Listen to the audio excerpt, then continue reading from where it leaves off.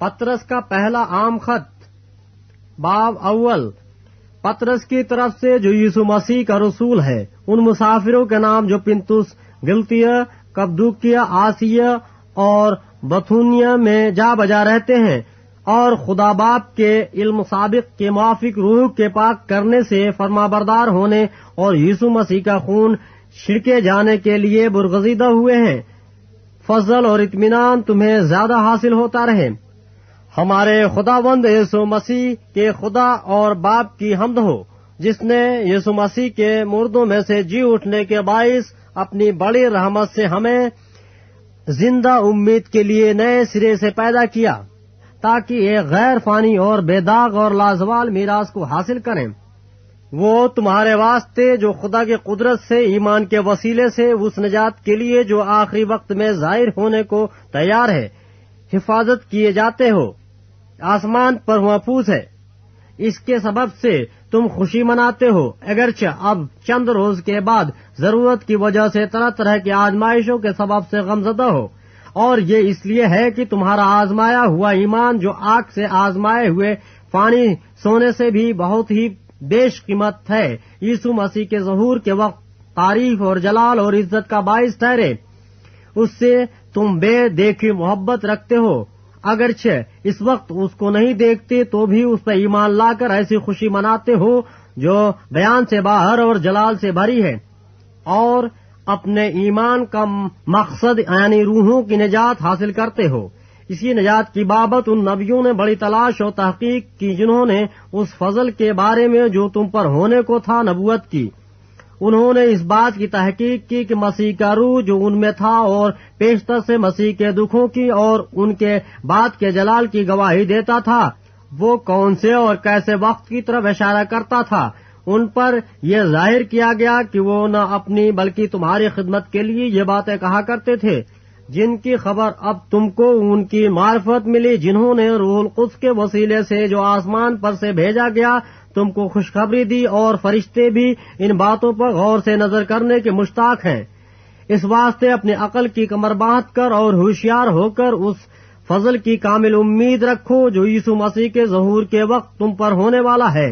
اور فرما بردار فرزند ہو کر اپنی جہالت کے زمانے کی پرانی خواہشوں کے تابع نہ بنو، بلکہ جس طرح تمہارا بلانے والا پاک ہے اسی طرح تم بھی اپنے سارے چال چلن میں پاک بنو، کیونکہ لکھا ہے کہ پاک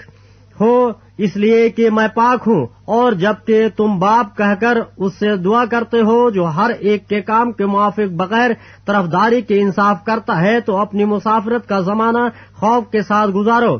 کیونکہ تم جانتے ہو کہ تمہارا نکما چال چلن جو باپ دادا سے چلا آتا ہے اس سے تمہارے خلاصی فانی چیزوں یعنی سونے چاندی کے ذریعے سے نہیں ہوئی، بلکہ ایک بے عیب اور بے داغ برے یعنی مسیح کے بیش قیمت خون سے۔ اس کا علم تو بنا عالم سے پیشتر سے تھا، مگر ظہور آخر زمانے میں تمہاری خاطر ہوا کہ اس کے وسیلے سے خدا پر ایمان لائے ہو، جس نے اس کو مردوں میں سے جلایا اور جلال بخشا، تاکہ تمہارا ایمان اور امید خدا پر ہو، چونکہ تم نے حق کی تابعداری سے اپنے دلوں کو پاک کیا ہے، جس سے بھائیوں کی بے ریا محبت پیدا ہوئی۔ اس لیے دل و جان سے آپس میں بہت محبت رکھو، کیونکہ تم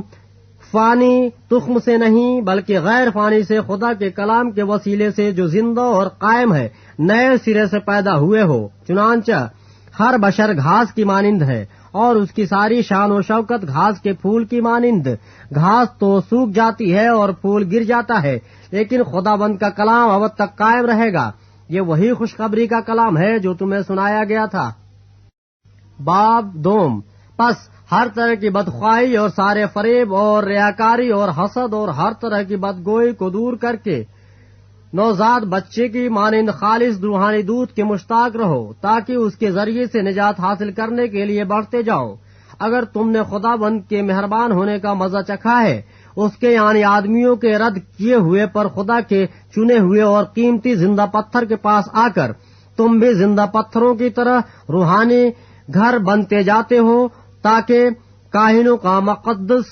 فرقہ بن کر ایسی روحانی قربانیاں چڑھاؤ جو یسوع مسیح کے وسیلے سے خدا کے نزدیک مقبول ہوتی ہے۔ چنانچہ کتاب مقدس میں آیا ہے کہ دیکھو میں سیون میں کونے کے سرے کا چنا ہوا اور قیمتی پتھر رکھتا ہوں، جو اس پر ایمان لائے گا ہرگز شرمندہ نہ ہوگا۔ پس تم ایمان لانے والوں کے لیے تو وہ قیمتی ہے، مگر ایمان نہ لانے والوں کے لیے جس پتھر کو معماروں نے رد کیا وہی کونے کے سرے کا پتھر ہو گیا اور ٹھیس لگنے کا پتھر اور ٹھوکر کھانے کی چٹان ہوا، کیونکہ وہ نافرمان ہو کر کلام سے ٹھوکر کھاتے ہیں اور اسی کے لیے مقرر بھی ہوئے تھے۔ لیکن تم ایک برگزیدہ نسل، شاہی کاہنوں کا فرقہ، مقدس قوم اور ایسی امت ہو جو خدا کی خاص ملکیت ہے، تاکہ اس کی خوبیاں ظاہر کرو جس نے تمہیں تاریکی سے اپنی عجیب روشنی میں بلایا ہے۔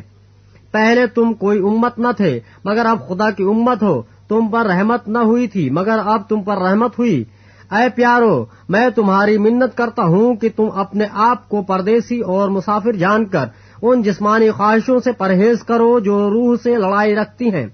اور غیر قوموں میں اپنا چال چلن نیک رکھو، تاکہ جن باتوں میں وہ تمہیں بدکار جان کر تمہاری بدگوئی کرتے ہیں، تمہارے نیک کاموں کو دیکھ کر انہی کے سبب سے ملاحظہ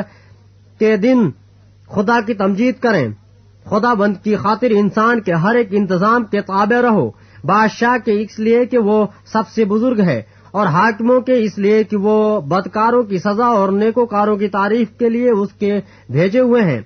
کیونکہ خدا کی یہ مرضی ہے کہ تم نیکی کر کے نادان آدمیوں کی جہالت کی باتوں کو بند کر دو اور اپنے آپ کو آزاد جانو، مگر اس آزادی کو بدی کا پردہ نہ بناؤ، بلکہ اپنے آپ کو خدا کے بندے جانو۔ سب کی عزت کرو، برادری سے محبت رکھو، خدا سے ڈرو، بادشاہ کی عزت کرو۔ اے نوکرو، بڑے خوف سے اپنے مالکوں کے تابع رہو، نہ صرف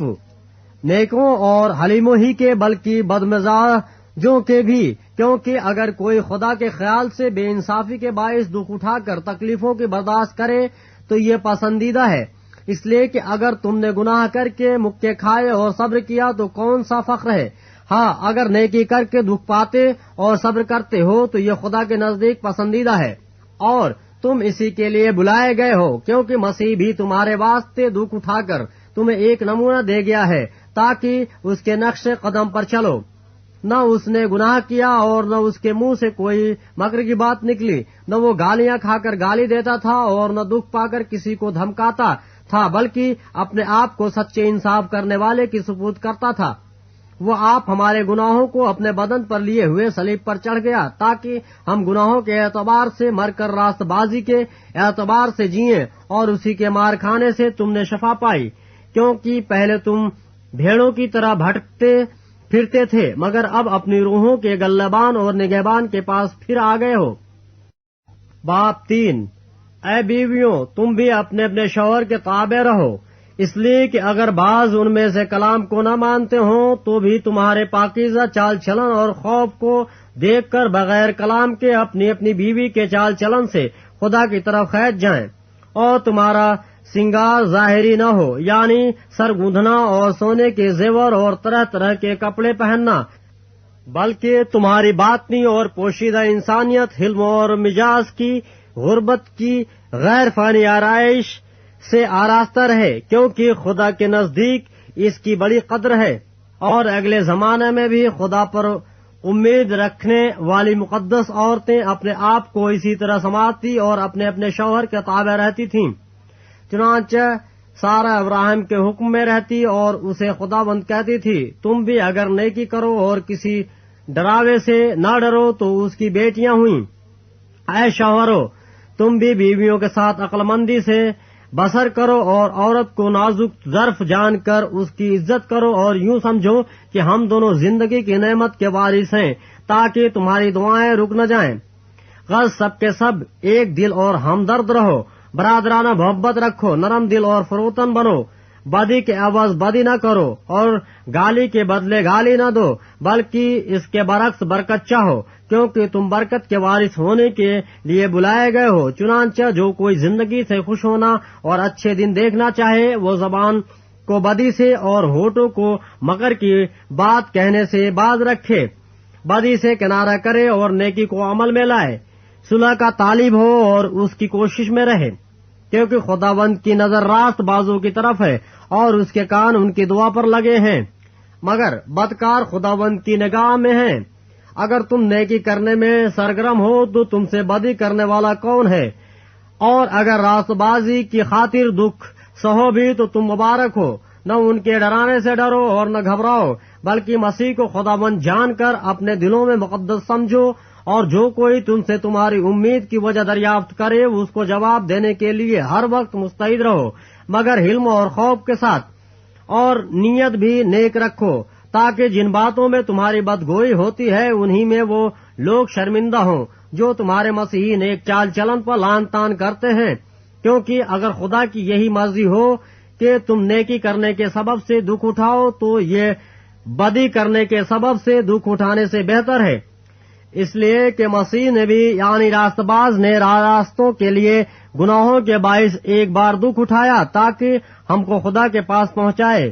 وہ جسم کے اعتبار سے تو مارا گیا لیکن روح کے اعتبار سے زندہ کیا گیا۔ اسی میں اس نے جا کر ان قیدی روحوں میں منادی کی جو اس اگلے زمانے میں نافرمان تھیں، جب خدا نوح کے وقت میں تحمل کر کے ٹھہرا رہا تھا اور وہ کشتی تیار ہو رہی تھی جس پر سوار ہو کر تھوڑے سے آدمی یعنی 8 جانیں پانی کے وسیلے سے بچیں، اور اسی پانی کا مشابہ بھی یعنی بپتسمہ یا یسوع مسیح کے جی اٹھنے کے وسیلے سے اب تمہیں بچاتا ہے۔ اس سے جسم کی نجاست کا دور کرنا مراد نہیں بلکہ خالص نیت سے خدا کا طالب ہونا مراد ہے۔ وہ آسمان پر جا کر خدا کی دہنی طرف بیٹھا ہے اور فرشتے اور اختیارات اور قدرتیں اس کے تابع کی گئی ہیں۔ باب 4 پس جبکہ مسیح نے جسم کے اعتبار سے دکھ اٹھایا تو تم بھی ایسا ہی مزاج اختیار کر کے ہتھیار بند بنو، کیونکہ جس نے جسم کے اعتبار سے دکھ اٹھایا اس نے گناہ سے فراغت پائی، تاکہ آئندہ کو اپنی باقی جسمانی زندگی آدمیوں کی خواہشوں کے مطابق نہ گزارے بلکہ خدا کی مرضی کے مطابق، اس واسطے کہ غیر قوموں کی مرضی کے موافق کام کرنے اور شہوت پرستی، بری خواہشوں، میخواری، ناچ رنگ، نشہ بازی اور مکروہ بت پرستی میں جس قدر ہم نے پہلے وقت گزارا وہی بہت ہے۔ اس پر وہ تعجب کرتے ہیں کہ تم اس سخت بد چلنی تک ان کا ساتھ نہیں دیتے اور لان تان کرتے ہیں۔ انہیں اسی کو حساب دینا پڑے گا جو زندوں اور مردوں کا انصاف کرنے کو تیار ہے، کیونکہ مردوں کو بھی خوشخبری اسی لیے سنائی گئی تھی کہ جسم کے لحاظ سے تو آدمیوں کے مطابق ان کا انصاف ہو، لیکن روح کے لحاظ سے خدا کے مطابق زندہ رہیں۔ سب چیزوں کا خاتمہ جلد ہونے والا ہے، پس ہوشیار رہو اور دعا کرنے کے لیے تیار۔ سب سے بڑھ کر یہ ہے کہ آپس میں بڑی محبت رکھو، کیونکہ محبت بہت سے گناہوں پر پردہ ڈال دیتی ہے۔ بغیر بڑبڑائے آپس میں مسافر پروری کرو، جن کو جس قدر نعمت ملی ہے وہ اسے خدا کی مختلف نعمتوں کے اچھے مختاروں کی طرح ایک دوسرے کی خدمت میں صرف کریں۔ اگر کوئی کچھ کہے تو ایسا کہے کہ گویا خدا کا کلام ہے، اگر کوئی خدمت کرے تو اس طاقت کے مطابق کرے جو خدا دے، تاکہ سب باتوں میں یسوع مسیح کے وسیلے سے خدا کا جلال ظاہر ہو۔ جلال اور سلطنت عبدالآباد اسی کی ہے، آمین۔ اے پیارو، جو مصیبت کی آگ تمہاری آزمائش کے لیے تم میں بھڑکی ہے یہ سمجھ کر اس سے تعجب نہ کرو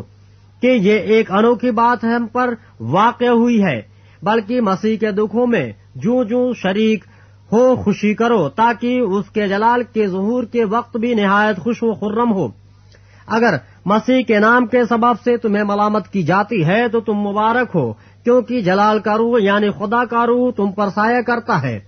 تم میں سے کوئی شخص خونی یا چور یا بدکار یا اوروں کے کام میں دست انداز ہو کر دکھ نہ پائے،